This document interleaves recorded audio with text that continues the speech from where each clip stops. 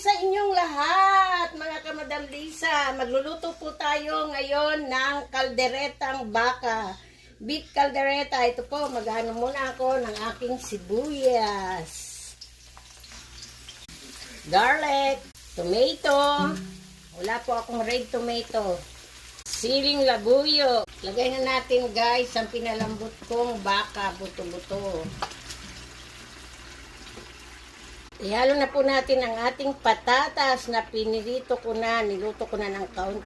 Lagyan na natin ang siling haba. Lagyan po natin ng water. Pakuluin. Tomato sauce. Tomato paste. Lagyan po natin banana ketchup. Lagyan na po natin ang bell pepper. Salt. Paminta. Chili sauce.